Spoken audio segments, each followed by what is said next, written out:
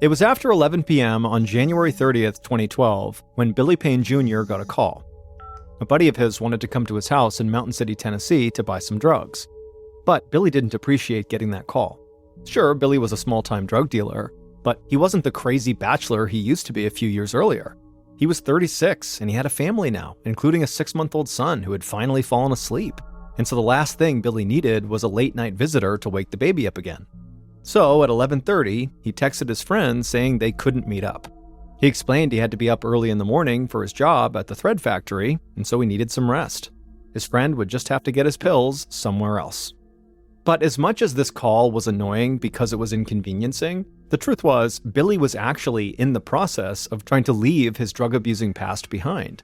Billy had always been the life of the party in his small town. He was the guy who always had a beer in his hand and an endless parade of girlfriends. He drove a Mustang and bragged about going to Las Vegas for the weekend. His cousin, Jamie Curd, described Billy as being a man with caviar tastes on a working man's budget. But all that high living had a price. Billy had developed a nasty addiction to opioid painkillers, an addiction that he supported in part by selling opioids himself. Billy knew he'd made his share of mistakes in his life, including the fact that he had a young son in Florida that he never saw, but his opioid addiction was the worst. It clouded his judgment, it sucked up his money, and always left him feeling desperate for more. After Billy finished texting his friend, telling him not to come over, he went to go peek in on his baby, Tyler, who was all tucked into his crib. Billy smiled at the baby, and then he headed down the hall to join his girlfriend, Billie Jean Hayworth, in bed. Billie Jean was 13 years younger than Billy, and she was slender and pretty, with short brown hair. She was also an outdoorsy Tennessee girl who loved nothing better than fishing, hiking, and camping. Billy had had his eye on Billie Jean from the moment she had come to work on the cleaning crew at the thread factory 3 years earlier. And soon after they had met, the two started spending all their time together. By 2010, Billy had invited Billie Jean to move into the small one-bathroom house that he shared with his father. By 2011, Billie Jean was pregnant with Billy's child.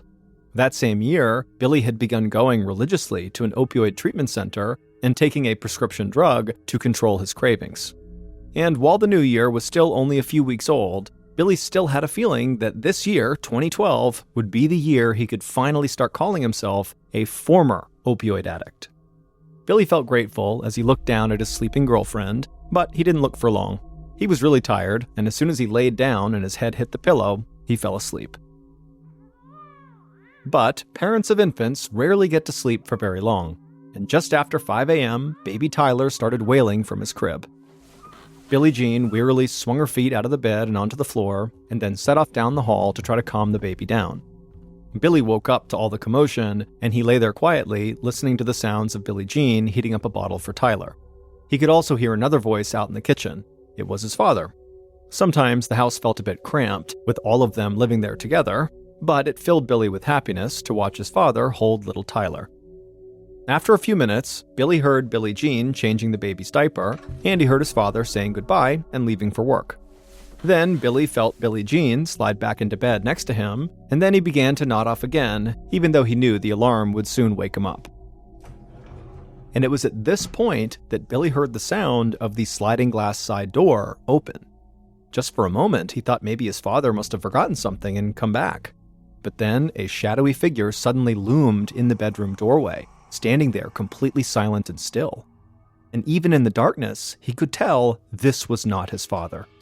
Billy suddenly was terrified, and he managed to blurt out, "What the hell?" And then everything went black.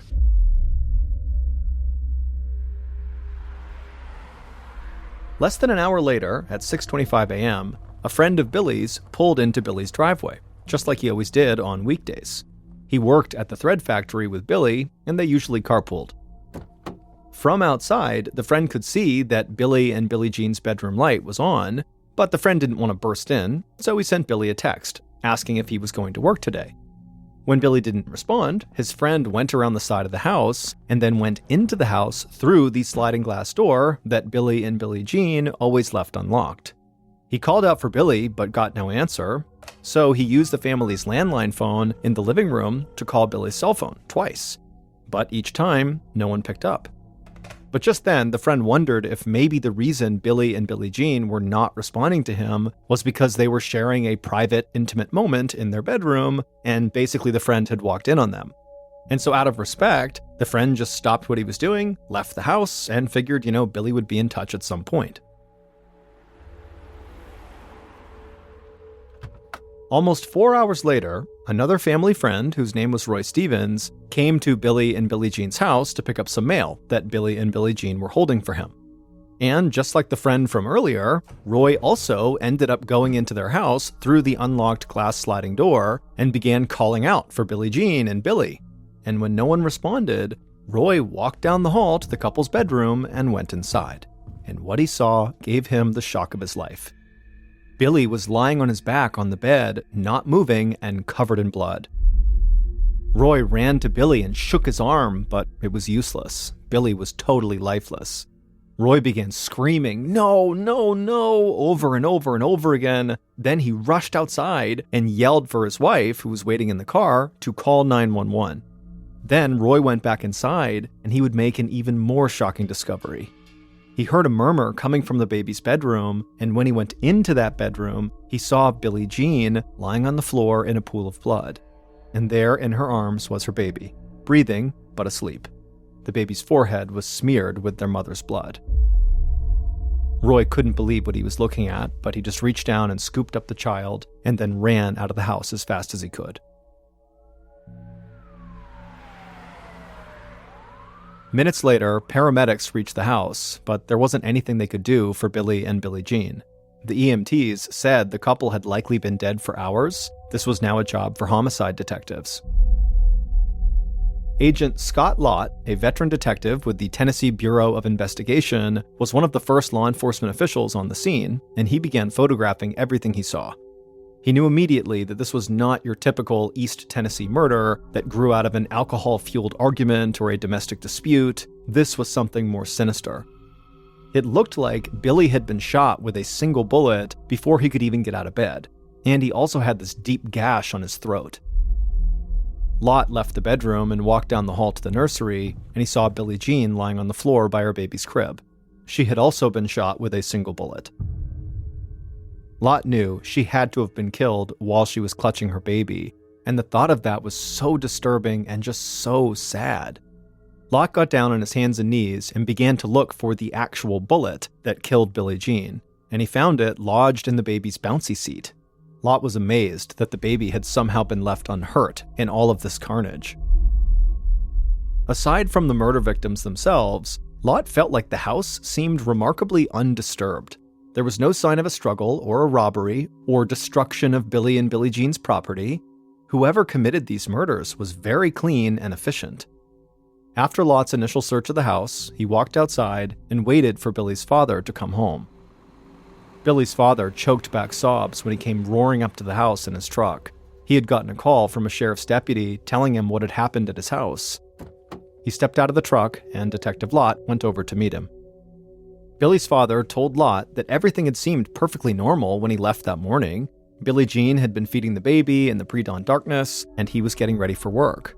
And now, just a few hours later, his whole property was marked off with yellow police tape, and his son and his son's girlfriend were dead. The old man just couldn't make any sense of it.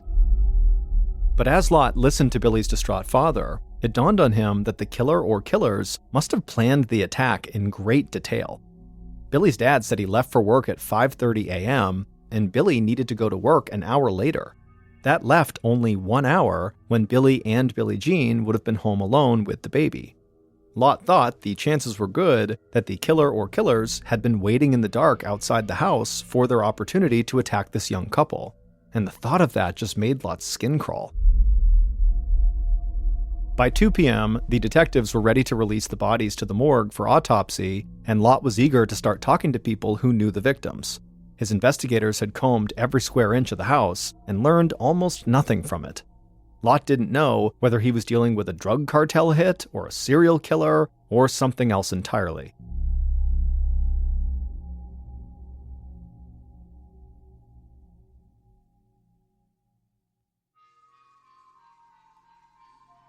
That afternoon, Lott and his partner, Chief Deputy Joe Woodard, asked one of Billie Jean's closest friends, Lindsay Thomas, to come down to the Mountain City Sheriff's Station. They hoped she might be able to provide some information about Billie Jean that could help the investigation.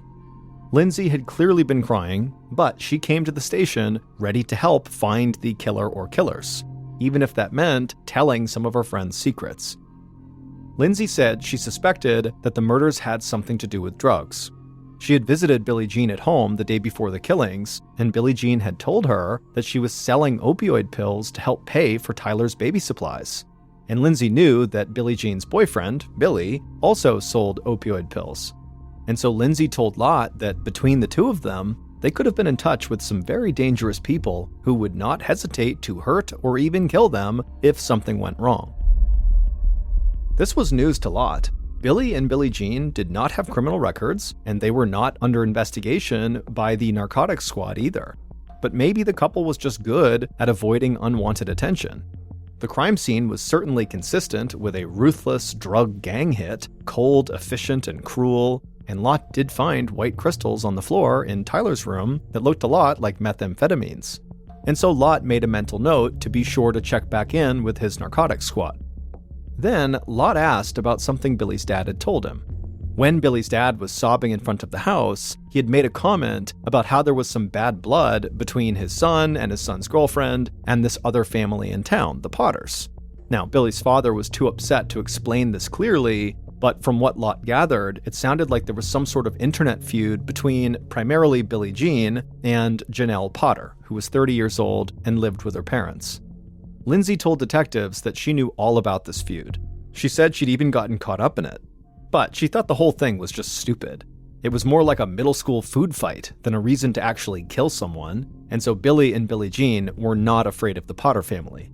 I mean, they never even locked all their doors.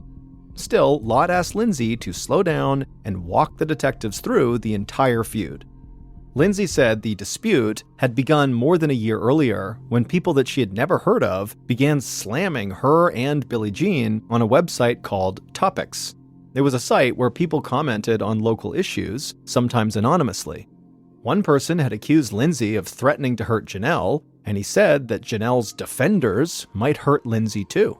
And so he warned Lindsay to, quote, watch her back. For months, Topics users alleged that Lindsay and Billie Jean were out to get Janelle, and that they might even physically assault her. Lindsay told the detectives that she and Billie Jean had tried to ignore the taunts because the whole idea was absurd. The two women barely knew Janelle and really had no reason to want to hurt her.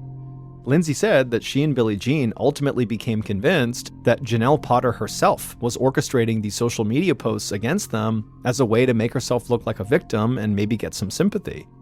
Lindsay explained that Janelle was a very immature person who had never had a job, never had a driver's license, or really a real boyfriend, so she had plenty of time to stir up some trouble.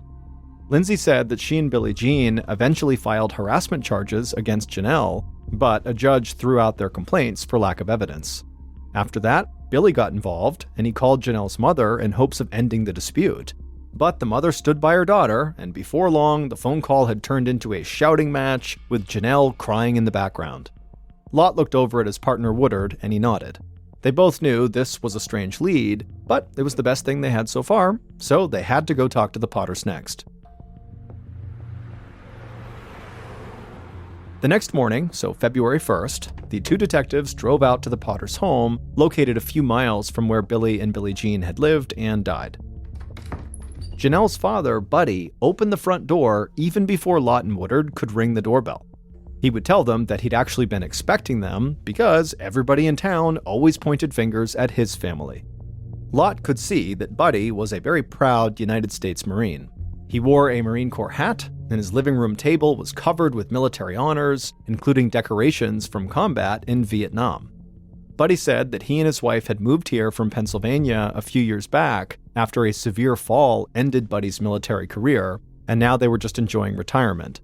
But Buddy acknowledged that their daughter, Janelle, really struggled sometimes.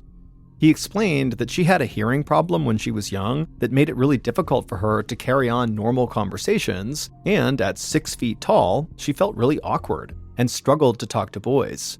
So as the years went by, she spent more and more of her time alone at home. Buddy said that his daughter was so vulnerable that he and his wife often had to be very protective. Anybody who wanted to do something socially with Janelle had to meet Buddy and her mother, Barbara, first. And Buddy said they worried constantly that Janelle was being bullied. That's when Barbara chimed in. She said the feud between their family and Billie Jean and her friends was a perfect example of the way Janelle was bullied. Barbara said that, Billie Jean and Lindsay would pick on Janelle so regularly that she and Buddy sometimes worried that their daughter might end up hurting herself. Janelle sat quietly as her parents talked about her to the detectives. But eventually, Janelle would speak up, and she would say that she didn't understand why Billie Jean and Lindsay were targeting her. She said she never posted insults about Billie Jean or anybody else online, but some of the people who came to Janelle's defense online fiercely criticized Billie Jean and Lindsay. Janelle said she believed that Billie Jean and Billy and Lindsay were trying to make her feel completely alone. She said that Billie had also attacked her closest supporters, falsely accusing her friend, Jamie Curd, of selling drugs. Lot's eyes widened at the mention of Jamie Curd. He'd heard that name when interviewing people who were close to Billie. And so he stopped Janelle and he asked, "Isn't that Billie's cousin?"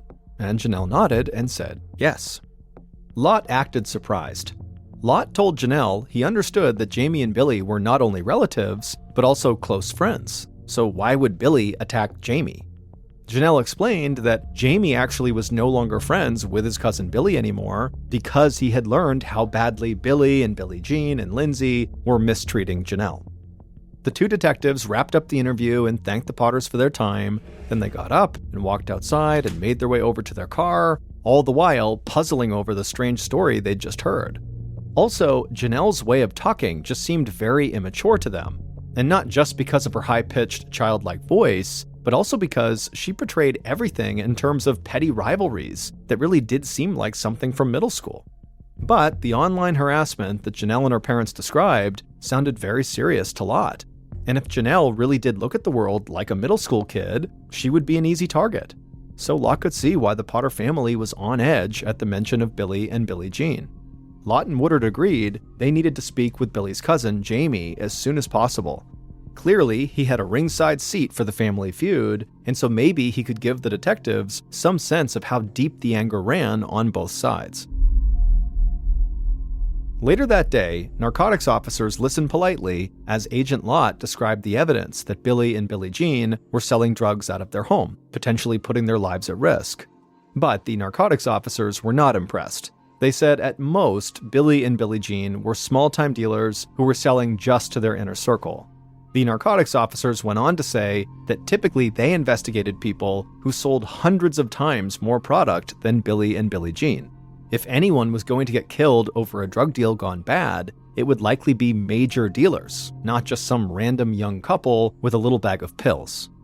Nothing the narcotics officer said surprised Lot, but the dead end left him with only one real lead in the case. Now he was even more interested in his upcoming conversation with Jamie Curd. By the time Jamie walked into the sheriff's office on Thursday, February 2nd, so 2 days after the murder, the detectives had thoroughly scrubbed his background. They talked to friends of the victims, as well as Jamie's own sister, about Jamie's relationship with Billie and Janelle.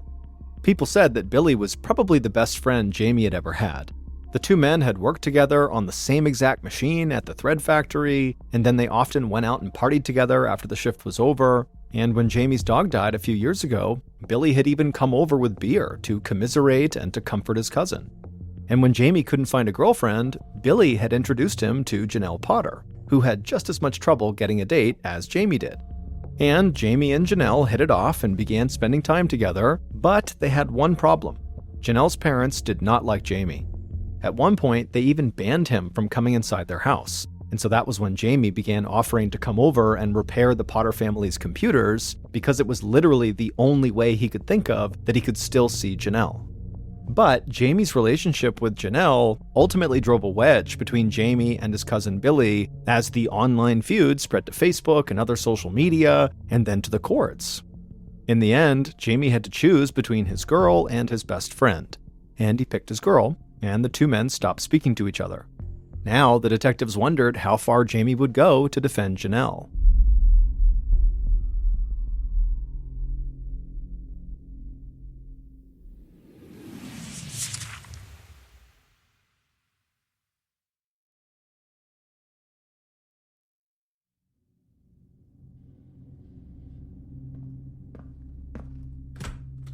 From the moment Jamie entered the police interview room, with a baseball hat pulled down low over his sleepy eyes, Lott had the sense of a man who was a follower, not a leader.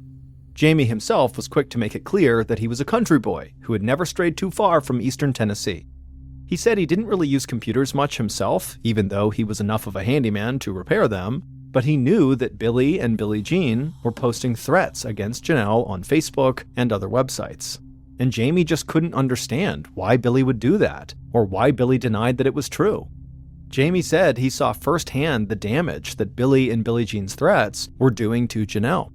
Jamie said he had seen Janelle suffer these paralyzing panic attacks over some of the things that Billy and Billie Jean were saying about her.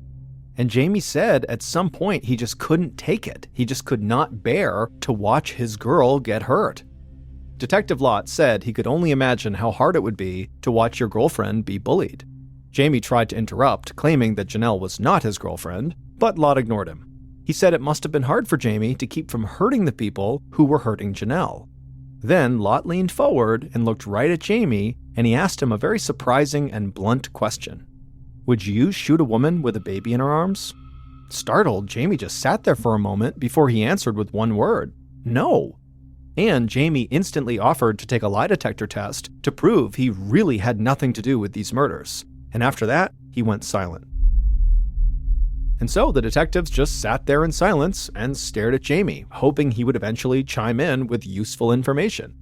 And for a while, all Jamie did was just sit slouched in his chair, but then suddenly Jamie sat up and he began wildly looking all around the interview room as though he was looking for someone who was watching them. Then he looked right at the detectives, and his eyes were wide and his voice got really quiet, and he asked them, "Is the CIA here?" Lott and his partner were dumbfounded, but also intrigued. Why would the Central Intelligence Agency, the country's international spy agency, have anything to do with a double murder in rural Tennessee? Jamie glanced from detective to detective, hoping for an answer to his question, but the two detectives didn't say anything, mostly because this was a totally outrageous question that didn't seem legitimate. But what was absolutely clear in this moment was the two detectives knew they had to figure out what in the world Jamie was talking about. On the other side of town, Janelle's mother, Barbara, had no idea that Jamie was talking to the police at that very moment. But she would have known exactly why Jamie was asking about the CIA. And she, for one, was grateful that one particular spy did keep an eye on Mountain City, Tennessee. For more than a year, Barbara had been emailing back and forth with a CIA agent named Chris, and they had grown very close, like mother and son. In fact, she even sometimes addressed him as son. Chris, the CIA agent, had gone to high school with Janelle more than a decade earlier. And even though his career had taken him around the world since those days, he still kept a protective eye on his high school classmate, and he would let Barbara know whenever he learned of any threats to Janelle's safety. Months before the murders, in April of 2011, Chris had emailed Barbara to let her know that Billie Jean and two other women had been prowling around their property at night. Chris said he suspected the women were up to no good, but he was in no position to do anything. He had just broken his arm, and he was in a cast. However, Chris said he had tapped the phone line in Billy and Billie Jean's house, so he would be able to keep track of their conversations. That way, they would know if Billy and Billie Jean were planning anything else. Barbara couldn't thank Chris enough for the warning. He was like a guardian angel. "We love you, son," she wrote back to him. And in the email, she also reassured Chris that her husband, Buddy, was in, quote, Vietnam jungle recon mode, end quote, and he would be ready if any intruders tried to enter their home. Billy's cousin Jamie had also struck up a relationship with Chris, the CIA agent, and Jamie often poured his heart out to the spy about how much he loved Janelle. Chris had assured Jamie that he had a great girl, but he warned Jamie that Billy and Billie Jean and their friends, they really wanted to make Janelle's life hell, and that would definitely affect Jamie's life. So when Jamie returned to the police station to take his lie detector test that he requested on February 6, 2012, so almost a week after the murders, he hoped that Chris, the CIA agent, might be looking out for him. But things didn't go so well for Jamie. The lie detector analyst concluded that Jamie was being deceptive when he claimed he didn't know anything about the murders of Billy and Billie Jean. And so this meant it was very likely that Jamie was hiding something. And this was exactly what Agent Lott was hoping for. Now he'd be able to really up the pressure on Jamie and basically force him to either spill his guts or risk facing first-degree murder charges. And so Agent Lott walked into the interview room where Jamie was once again waiting, and Lott felt ready to break this man down. For the next 2 hours, Lott, along with another detective, threw one question after another at Jamie. What was he hiding? Why was he lying? Was anyone else involved in the murders? And Jamie just sat there mumbling, I don't know, or just grumbling without even answering at all. Finally, the detectives actually started taking pity on Jamie, saying they knew he was not the mastermind. He was probably just following someone else's instructions. Lott said that maybe Jamie didn't shoot anyone, but he needed to tell them who did. But Jamie just continued to mumble and stammer his way, and so Lott was getting really frustrated. So he just left the room and typed up a written statement, a confession for Jamie to sign, that admitted he played a role in the murders. And so Lott came back in the room with the statement, and he slid the confession with a pen across the table to Jamie, and Jamie just stared at it for a long time doing nothing. But eventually, Jamie picked up the pen and he signed his name down at the bottom. After the interrogation ended, Jamie looked completely defeated, and so he very quickly just agreed to let the detectives come out to the parking lot and search his car. And in his car, scrawled on a scrap of paper on the front passenger seat, the detectives found email addresses for not only Jamie, but also for Barbara and Janelle. This was like a goldmine to Lott. Now that Jamie had confessed to a backup role in the murders, the detectives could get a search warrant to see all the messages written to and from these email addresses in the months leading up to the murders.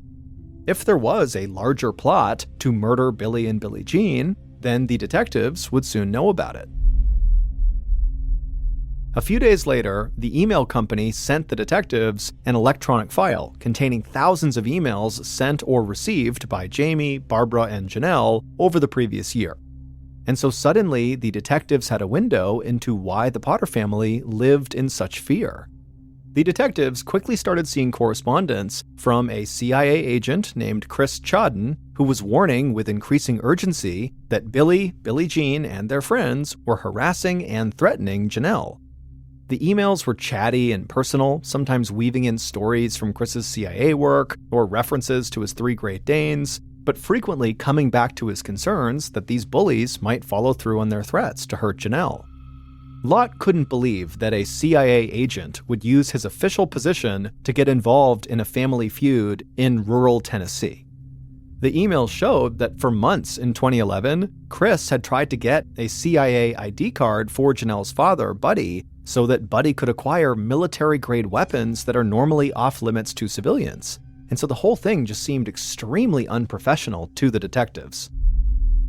So Lott and another detective decided to track down Chris and just ask him what was going on.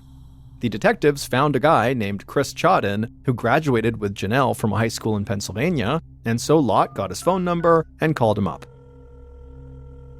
Chris seemed surprised to be getting a call from police in Tennessee, but he agreed to talk. And the next day, Lott and the other detective drove up from Mountain City to Delaware to meet with Chris for coffee at his house. After the detectives and Chris had taken a seat at the kitchen table, they talked for a few minutes, just kind of general niceties, and then Lott just pushed a stack of papers across the table to Chris and told him they were copies of emails that he had written to his old high school classmate, Janelle Potter. But Chris just looked blankly at the papers and then at the detectives, and he said he had never sent an email to Janelle Potter, ever.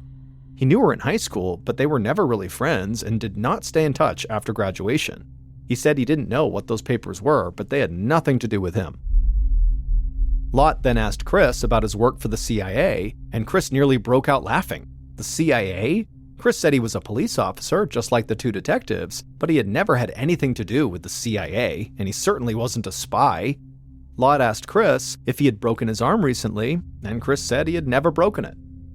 Lott and the other detective believed Chris. He was nothing like the brash CIA agent in the emails, and he seemed genuinely surprised to be asked questions about a woman he barely knew. But now Lott needed to know, if Chris was not the author of all those emails, who was? The emails that the detectives had obtained from their search warrant were enough to fill an entire banker's box when they were printed out, and they included countless emails from Chris himself. But using them to solve a crime was another question altogether. They were not in any particular order, and they covered a wide array of subjects, from everyday trivia like Janelle's love of floppy-eared dogs to Chris's tale of international assassinations. If investigators were going to figure out Chris's true identity, they needed a specialist who could really focus and not be distracted by every twist and turn of the investigation. So they turned to a veteran state prosecutor, Dennis Brooks, who agreed to read every single email until he had a better sense of who Chris really was. For days, Brooks spent his evenings immersed in the electronic world that the Potters and Jamie shared with Chris. Brooks concluded that Chris, if nothing else, wrote like he was a homicidal maniac. In notes to Buddy, Barbara, and Jamie alike, Chris would talk about the need to eliminate Billy and Billie Jean and their friends. He closed one message in particular to the Potters with the words, "Kill, kill, kill," all in capital letters. And of course, Brooks suspected that whoever this person was, this Chris person, they did not work for the CIA. Real CIA operatives, the kind who killed people as part of their job, were notoriously secretive, and Chris was anything but. He seemed to openly brag about his most important assignments. But there was one striking thing about every single one of the notes from Chris that convinced Brooks that the real author, the real Chris, could only be one person. And that person was the mastermind behind the murders of Billy and Billie Jean, using others as unwitting pawns.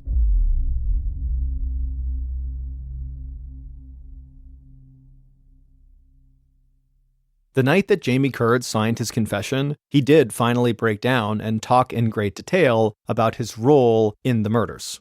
Then, once investigators had thoroughly analyzed all the emails, they did have a clear picture of how the murders played out. And so here is a reconstruction of how police believe Billy and Billie Jean were murdered in their home on January 31st.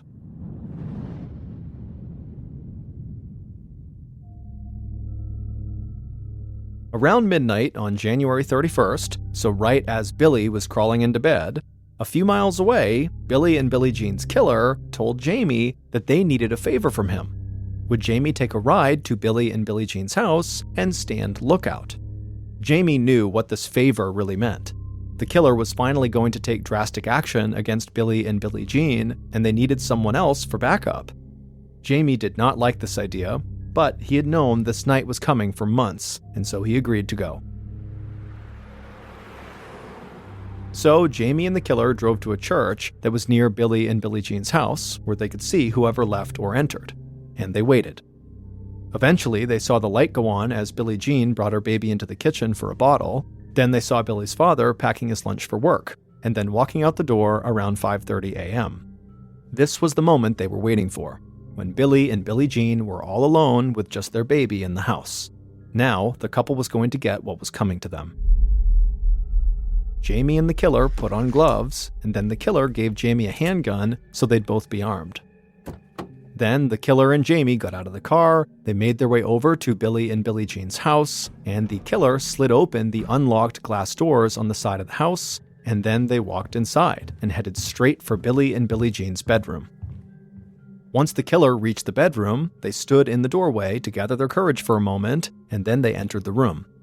And as soon as they did, Billy woke up and he yelled out, "What the hell?" But the killer was on top of Billy before he could do anything. And the killer put their gun just inches from Billy's face and fired. At this point, Billie Jean, who's right next to Billy, began to scream and she ran out of the room, but she didn't get far because Jamie was standing guard in front of the door that would lead outside. So Billie Jean couldn't escape. Instead, she ran down the hallway to her baby's room and pulled him out of the crib and held him close to her body. And then the killer just stepped into the room, rushed at Billie Jean, they raised their gun and shot her point blank in the side of the head. Billie Jean crumpled onto the floor, still clutching her baby. The killer simply turned around, walked back into the hall, and headed back to the main bedroom. And there, they walked back over to Billy, and just to make sure he was dead, the killer drew a knife and slit Billy's throat ear to ear. Then the killer walked out of the bedroom and met Jamie at the front door. Jamie gave his gun back to the killer and then ran outside to vomit. And that was it. The intruders got back in their car and sped off. They were in and out of the house in less than 3 minutes, leaving behind 2 dead bodies and a baby who would grow up without parents. But the killer was satisfied with what they had done. At least now his daughter, Janelle, would be safe. Buddy Potter, Janelle's father, killed Billy and Billie Jean. But police did not believe he was the one who actually set the murders in motion, or that he was the one pretending to be the mysterious CIA agent, Chris. Still, police easily had enough evidence to arrest Buddy, and they hoped that once they had him in custody, he would confirm that somebody else had pushed him to kill. But Buddy owned dozens of guns, and he often carried them no matter what he was doing, whether he was mowing the grass or out at a restaurant, he was always carrying. So when Agent Lott and Chief Deputy Woodard drove out to the Potter house early on a mid-February morning to arrest Buddy, they called ahead to let Buddy know they were just coming by with some follow-up questions. The last thing the 2 detectives wanted was to surprise Buddy and accidentally trigger an armed standoff. When they got there, Buddy let the 2 detectives into the house, but the moment Lott told him they were actually there to arrest him for murder, Buddy reached for a gun. But Lott and Woodard were ready, and they instantly tackled Buddy, pinning his arms and getting him into handcuffs. Then they dragged him outside, put him in the cruiser, and went back to the sheriff's office. On the ride, the detectives told Buddy they knew that he loved his family and he was just trying to protect them. He was no monster. After all, Buddy didn't kill the baby. The detectives reassured Buddy that they understood. The world was going to hell, and sometimes violence was the only solution, right? After all, someone else had warned Buddy his daughter was in danger. And with that, tears began to well up in Buddy's eyes in the backseat of the cruiser, and his voice cracked as he shared with the detectives all the terrible things the CIA agent Chris had told him that Billy and Billie Jean were going to do to his daughter. And it was just too much for him. He had to act. Now, while Buddy clearly missed all the red flags in the emails coming from the CIA agent Chris that clearly indicated he was not who he said he was, the state prosecutor, Dennis Brooks, who reviewed all those emails, he caught the red flags, and it was one particular red flag, a chronic error that popped up in many of the emails, that ultimately led Brooks to discover the fake CIA agent's true identity. Time and again in these emails, Chris made a spelling mistake that was far more typical for a school child than an adult CIA agent. Chris always forgot to drop the letter E from the end of verbs when he added the letters ing to them. So words like loving, taking, and caring all contained the extra E in the middle. And that was the same error that Brooks had seen over and over again when reading emails sent from another person, Janelle Potter. And so Brooks told investigators that Chris had been a figment of Janelle's imagination all along, but one that she had used to very effectively manipulate her entire family. Janelle had basically catfished her own family into believing that she was in mortal danger, and ultimately, that caused her father to go out and kill Billy and Billie Jean. A year and a half later, Buddy Potter, Janelle's father, was found guilty of killing Billy and Billie Jean and was sentenced to 2 consecutive life sentences. As for Jamie Curd, the star prosecution witness, he agreed to a plea deal that required him to serve 25 years in prison. Janelle and her mother Barbara went on trial for their roles in promoting the double murder. Janelle's attorney argued that she was too childlike to murder anyone, and she shouldn't be punished because her father was overly protective. But the jury was not buying it, and ultimately she and her mother were both sentenced to life in prison. In early 2020, a very popular Russian Instagram influencer named Ekterina Didenko was getting ready to celebrate her 29th birthday. She, along with her husband and some of her influencer friends, were planning to enjoy the occasion at a popular spa in Moscow, Russia. The group rented out a private section of the spa that included a steam room and a small indoor pool. And then once the reservations were made, Didenko and all of her influencer friends began eagerly talking about how excited they were about this party on their various social media accounts. When the day finally came, February 28th, which was Didenko's birthday, Didenko, her husband, and the 8 other people they invited, they all descended on this spa. So they go inside, they go back to their private area, and it's great. There's food, there's alcohol, there's music, music, they're jumping into the pool, then getting in the hot tub, and everyone's just having a great time. Everyone's taking pictures and filming and live streaming. I mean, it's really going as well as it possibly could be. And then at some point, Didenko's husband signals the rest of the group, minus Didenko, and they all begin to pull out these white hazardous materials suits. Imagine what you would see in a movie if there was some huge chemical leak, a full body white suit with a mask. And so they're all putting on these hazmat suits, and they give one to Didenko, who puts it on as well, and they tell her this is part of her big surprise. Now, it's unclear if Didenko actually didn't know what was going to happen next, or if she's just pretending to be surprised because it would do better on social media, because this is all being filmed and she's an influencer. But either way, she puts on her hazmat suit, and once everyone has their suits on, Didenko's husband wheeled in this huge cooler like you would bring to a picnic, and he placed it right on the edge of the pool. When he opened the lid, the crowd all gasped and laughed and smiled and filmed as these huge clouds of smoke or steam came pouring out of it. What it was roughly 55 pounds of dry ice. Dry ice is just frozen carbon dioxide. It's commonly used for things like refrigerating perishable goods for long periods of time because dry ice stays cold for a really long time. Also, because of the huge white gas clouds that come off of dry ice, it's also very commonly used as a sort of spooky decoration because you have these very cool white clouds going everywhere. And in fact, that's what Didenko's husband planned to use this dry ice for.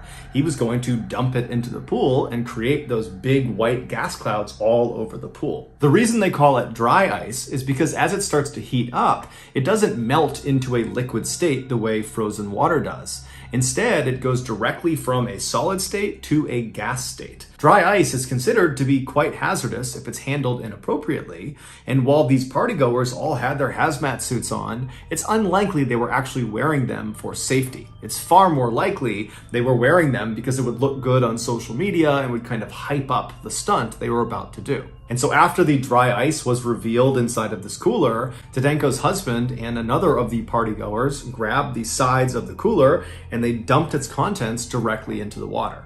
And as soon as the dry ice hit the water, it rapidly began to warm up, which caused a massive, almost explosion of carbon dioxide gas to completely fill the lower half of the room. Now, none of the partygoers are even a little bit fazed by what's happening. They don't realize how dangerous this actually is. And so they're just filming and laughing and kind of thinking this is so funny. And then Didenko's husband actually leaps through the cloud into the water and kind of disappears below. And then shortly after that, two other partygoers would also leap into the pool. One of the main reasons dry ice is considered to be so hazardous if handled inappropriately is because dry ice emits that carbon dioxide gas, which at high concentrations will displace oxygen.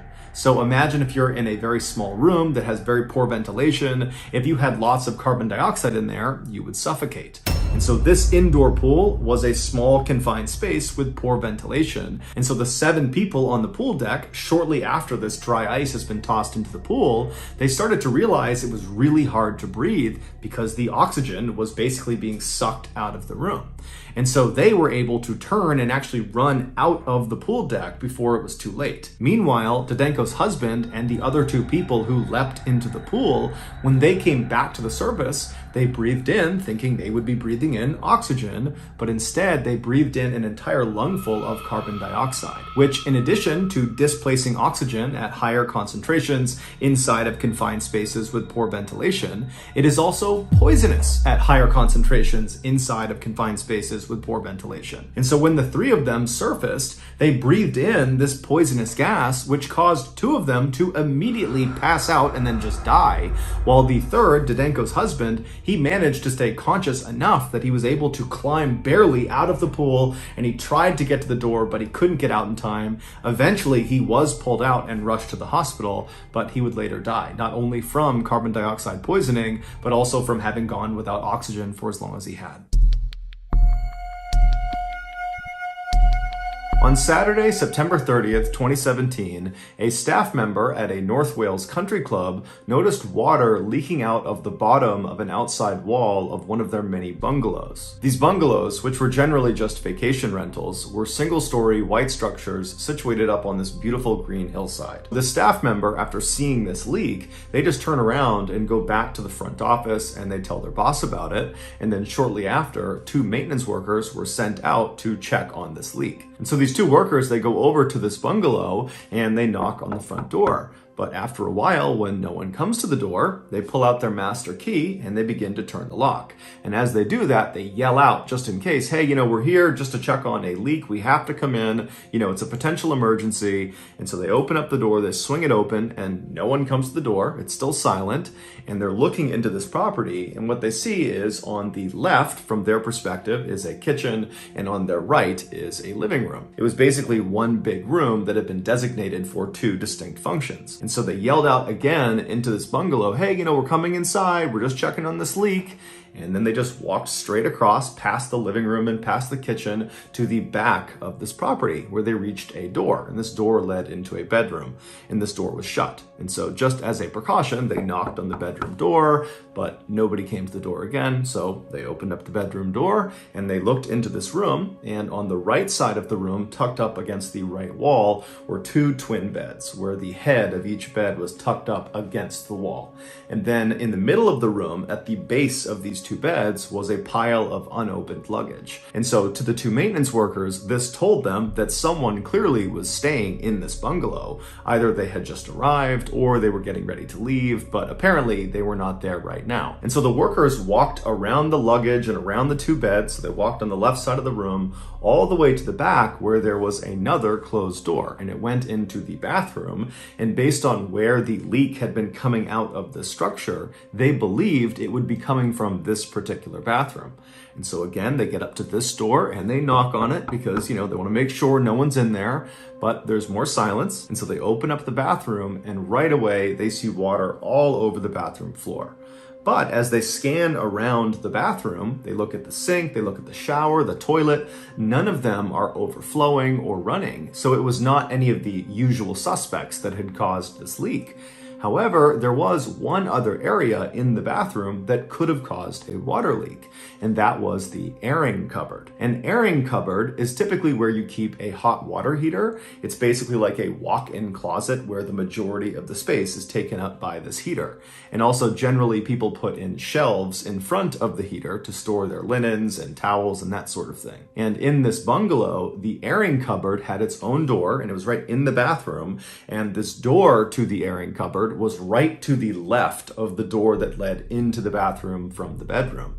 And so these 2 workers, they reached over and they opened the door that led into this airing cupboard. And as soon as it swung in, they could tell right away where the leak was coming from.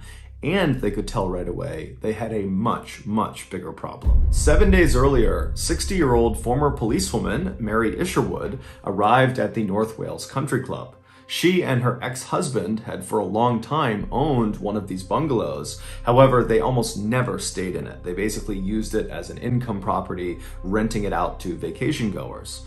But they had recently decided that they wanted to actually sell the property. And so before the sale became final, Mary had told her ex-husband that she just wanted to go and spend a week actually enjoying the property and actually take a vacation there. And so originally, she and some friends were going to go to this bungalow and spend a week there. But right before they were going to leave, Mary's friends all said they couldn't make it. And so Mary decided she would just go on her own. And so Mary arrives at this country club. It's late at night when she gets there. She gets to the bungalow. She puts her luggage down in her bedroom. And then instead of just kind of getting settled in and going to sleep, she decides she's going to go exercise. Mary was incredibly fit and healthy. She loved playing golf and running and exercising in general. And she knew the club had a pool. And so she reached into her luggage and she just pulled out a bathing suit. She switched into that and then she went down to the pool and did some lap swimming. After that, she came back to her room where she took a shower and then she climbed in bed without any clothes on. That was just how Mary liked to sleep. And then at some point in the middle of the night, Mary woke up to go use the bathroom. And so she hopped out of her twin bed. She walked around to the door that led into the bathroom. She went inside, she did her business. And then afterwards, as she was attempting to go back into her bedroom, she accidentally grabbed the door handle of the airing cupboard, which was right to the left of the door leading back to her bedroom. She opened it up, it swung inward. She stepped into the airing cupboard, which was totally pitch black. And as she walked in, she might have bumped into the shelves or realized, this was the wrong turn. But as soon as this happened, the door behind her had actually shut. And so she's inside of this tiny airing cupboard, realizing, okay, this is not where I need to go. I've made a silly mistake. She turned around to grab the door handle to open the airing cupboard back up again, but when she grabbed the knob, it disintegrated in her hands. It broke into multiple parts and fell to the ground. Now, this space she is in is pitch black. She has no way of knowing which parts go where for this doorknob. And so by touch, she reached down and she grabbed all these pieces, and she probably tried to put them together and put it back on this door to try to get it open, but she just couldn't do it. And so eventually, Mary would have realized this is a pretty serious situation. She was staying at this bungalow by herself, and she was not expected to check out for another week. So no one was going to be checking on her. And without this doorknob, she could not open this closet door. It was a hard wooden door. The locking mechanism was solid. There was just no way to open it without this doorknob. And so Mary began banging on the door and screaming out for help, but her bungalow was not actually connected to any other structures. It was a standalone. And so her voice did not carry very far, and the banging sounds she was making, those also did not carry very far.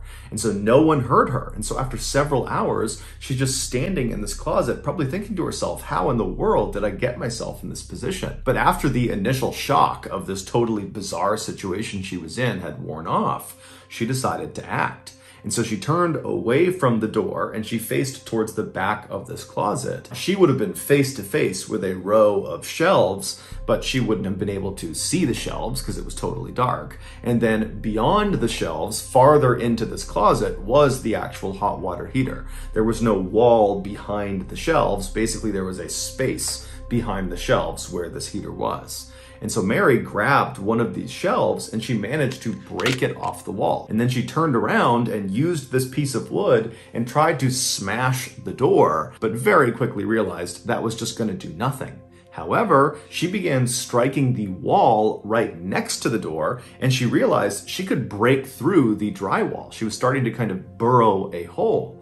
And so maybe she thought to herself, if I can just build a hole big enough right next to the door, I can reach through the hole and maybe open this cupboard from the outside. And so she began using this shelf to smash this wall, and she's burrowing as fast as she can, but the progress must have been very, very slow because she decides she needs a different tool. So she turns back around, so she's facing the shelves again, and she breaks down a few more shelves to clear a path to get to the water heater. And then once she could step past the shelves, once there was a path, she got right in front of this water heater, and then by touch began feeling around for any pipes extending off of the heater. And when she found one, she got a good grip of it, and she began yanking and tugging on it until she managed to rip a piece of pipe off of the hot water heater. Now, as soon as she did that, she now had a pipe that was a far better tool for burrowing and creating this hole in the wall. However, as soon as that pipe broke off, cold water began leaking out of this hot water heater, the water that had not been heated yet. And it was being sprayed all over the inside of this cupboard. Now, this was a very small space, and so there was no way for Mary to get out from under this cold water. And so it was a shocking and probably very painful experience. But she now had her tool and figured, okay, this is awful, but I'll just use this tool, I'll burrow this hole, I'll get this cupboard open, and I'll get out of here. And so with the water raining down on her, Mary used her new piece of pipe and began digging and burrowing at that spot right next to the door. But after a while, probably several hours, she struck a brick wall. There was no way she could actually push through this wall and reach around and open the cupboard door. There was nothing she could do. It was a dead end. And so totally devastated and probably very exhausted from all the energy she used to burrow this hole, she stopped. She's still getting rained down on by all this freezing cold water. And instead of just totally giving up, She just turned and faced the wall that was leading into her bedroom. She began digging again, using this tool all over again to now dig a new hole on this other wall, most likely hoping that she could literally burrow a hole big enough that she could actually crawl through into her bedroom and escape. And so after several more hours of digging as fast and as hard as she could, while also periodically banging on the door and screaming out for help, she did eventually push through into her bedroom. However, in a cruel twist of fate, when she did finally poke through this wall, there was no bricks in the way, she hit what felt like another dead end. But in fact, what it was a picture frame with a glass cover across it had been screwed onto the wall in her bedroom. And this painting was right over where she was digging this hole. And so in her totally exhausted and panicked and saddened and scared state, she hits the back of this painting. And again, it's pitch black and she's feeling through the hole most likely, and she's touching this hard back of this painting. And she's realizing, oh my goodness, I've hit another dead end. There's nowhere for me to go. Even though in reality, she could have very easily just broken through that frame and then maybe made the hole a little bit bigger, and then she could have squeezed through it and escaped. But she didn't know that, and so she eventually just slouched to the ground and accepted her fate. 6 days later, when those two maintenance workers opened the airing cupboard door, they found Mary's body slumped up against the wall inside this closet. She had died of hypothermia. It would turn out other residents of the other bungalows nearby heard banging coming from this bungalow on Saturday night, the night that Mary actually got stuck, and then they also heard the banging the following morning, on Sunday morning. But none of the other residents reported it because they believed it was just construction or some other maintenance work. However, there was one couple staying in one of the nearby bungalows that thought there was something off about this banging, and they told each other, if the banging persists past 5 p.m. on Sunday, so that's the day after Mary got stuck, this couple told each other that if it continues past 5 p.m., we'll report it. But as it happened, Mary stopped banging on the walls and yelling for help right around 5 p.m. on Sunday. And so this couple, right as they're getting ready to go tell the front desk, the banging stopped, and so they stopped worrying about it. It's unclear how long Mary survived after she stopped banging around 5 p.m. on Sunday. It could have been minutes, it could have been hours, it could have been days. Mary's family would ultimately sue the country club for negligence. However, the outcomes of this case have not been made public. On July 30th, 2013, 56-year-old Roger Miro grabbed a bag of trash from his apartment and then walked out into the hall. He turned right and walked down the hall until he reached the trash chute, which was right on the side of the wall. He opened it up. It was like a mailbox. He opened it up. He dropped his trash bag inside. He closed the trash chute and then walked back to his apartment. When he got back inside, he instinctively reached down to his right pocket to grab his cell phone, but it wasn't there. So he grabbed his left pocket, wasn't there either. He checked his back pockets, he's fishing around, and he realizes he doesn't have his phone. So he figures, okay, I must have put it down somewhere in my apartment. Now, Roger was legally blind, so it made looking for small things in his apartment quite difficult. But nonetheless, he began looking all over his apartment for his phone. He started in the kitchen, he looked all over the place, checked all the surfaces, no cell phone. He went to the living room, to the bedroom, to the bathroom, but there was no cell phone. And so Roger thought maybe when he walked to the trash chute, he might have dropped the phone in the hallway.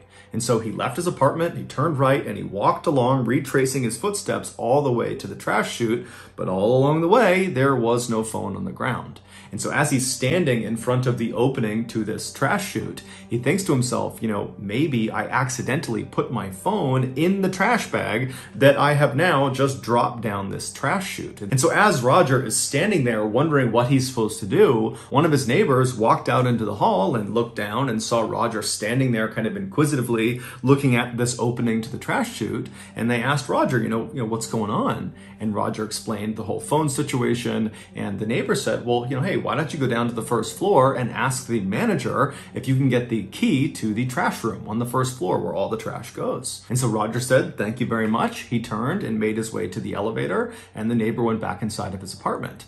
Roger went down to the first floor. He went to the manager's office. He knocked on the door. And when the door opened, the manager was obviously very busy with something. And Roger would say, hey, I'm just looking to get into the trash room. I think I might have accidentally thrown my phone away. And I just want to have a look in the trash to see if I can find it. Now, this manager knew he was not allowed to let anybody who lived in the apartment complex go into that trash room on their own. It was a dangerous space. And so the manager was supposed to go in there with them if they needed to go in and look around in the trash. But right when Roger went up to the manager's office, the manager was waiting for a very important phone call and so couldn't really leave his office.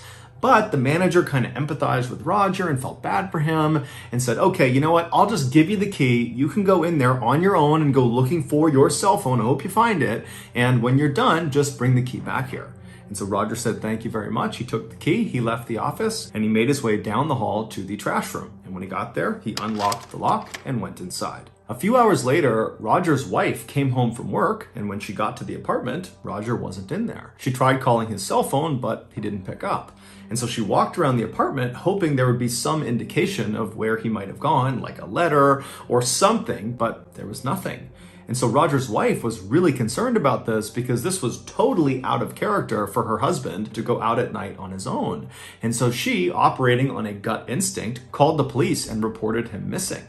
And so a few minutes later, 2 police officers show up at this apartment building. They go up to Roger's apartment, they speak to Roger's wife, and then they go into the hall and they knock on some doors of other neighbors in the area. And after speaking with them, one of the neighbors who had seen Roger earlier said, hey, he lost his phone, and the last I spoke to him, he was going to go down to the trash room to try to see if he could find his phone down there. And so the officers go down to the first floor, they go to the trash room, and they try the door, and it's unlocked. And when they open up the door and they look inside, right in the middle of this totally nondescript windowless room that basically looked like a basement, was this huge green dumpster. And above the green dumpster, high up on the ceiling, was this round opening. And that was the bottom of the trash chute. So when people like Roger and the other people who lived in this apartment building dropped their trash down their respective trash chute on each floor, the trash would come tumbling down and literally fall out of the ceiling into the dumpster. Now, this dumpster was unique. It was not like other dumpsters where the top was just wide open and anyone could lob a bag of trash in. No, this dumpster, only the left side of the dumpster had an opening for trash. The rest of the dumpster was completely welded shut. There was no way into it. And so on the left side, where this dumpster opened up to allow trash to come in, it was positioned right underneath that opening in the ceiling where the trash came tumbling down. And it wasn't just an opening. It was like this near vertical tunnel that was welded on to the top of this dumpster. And it went straight up and it had this big open mouth at the top, almost like a funnel. And it was there to catch the trash as it fell down, and it would go down this tunnel down into the dumpster. And so the gap between the ceiling and the top of this near vertical tunnel, this chute, was maybe 3 or 4 feet. And so when these officers looked into this room and they saw this dumpster and the chute and this hole in the ceiling, they also saw a ladder had been propped up on the left side of the dumpster right up against that near vertical tunnel, as if someone was trying to look down into the dumpster itself. And so one of the officers walked over, they climbed up the ladder, and when they looked down into this tunnel, down into the dumpster, they found Roger. After a lengthy investigation, this is what is believed to have happened to him. After Roger got that key from the manager, he went to the trash room, he opened it up, and then he went inside and found this huge dumpster. And he would have quickly realized the only way to look into the dumpster, and so to go looking for his phone, was to look down into this tunnel. There was a ladder nearby, so he grabbed it and he propped it up against the side of the dumpster, and he climbed up on top and he looked down into the tunnel, down into the dumpster, and as he was looking, either some trash from the ceiling fell down and struck him, causing him to lose his balance, or he just slipped somehow. But either way, he lost his balance and he tumbled into the tunnel, down into the dumpster. And what Roger didn't know is as soon as that happened, he was doomed. Because this was not some ordinary dumpster. This was a trash compactor. And as soon as Roger fell down that tunnel, his body triggered an electronic sensor that activated the trash compactor. And so the way this worked is there was this big metal ram inside the dumpster. There's a ram on one side, and once it gets activated, it will press. There's a hydraulic press that pushes it all the way to the other side. So any of the trash in this dumpster will get compressed against the other side of the dumpster. And then at that point, the ram comes all the way back. And so every time trash would come down that chute, it would trigger that sensor, the trash compactor would start, it would flatten the trash, and so on and so forth. And so Roger has fallen down into the dumpster, he's triggered this compactor, but he's legally blind, he's probably dazed from the fall, and so by the time he realizes what's going on and he's kind of looking around, there is a hydraulic press bearing down on him. And so he probably tried to jump up the tunnel to try to escape the dumpster, but there was no ladder inside this tunnel and it was nearly vertical, so there was no way to climb up and out of it. And inside of the dumpster itself, there was no emergency shutoff switch and there was no emergency exit. And so at some point, it's assumed that Roger realized he was not going to be able to climb up the tunnel. And so he only had one direction he could go, which was to retreat to the far side of the dumpster, as far away from the press as he possibly could be. But once he got over there, there was nowhere for him to go. And so he was forced to just wait as this hydraulic press slowly moved across until it finally reached him and crushed him. Now, we don't know if that very first hydraulic press actually killed Roger.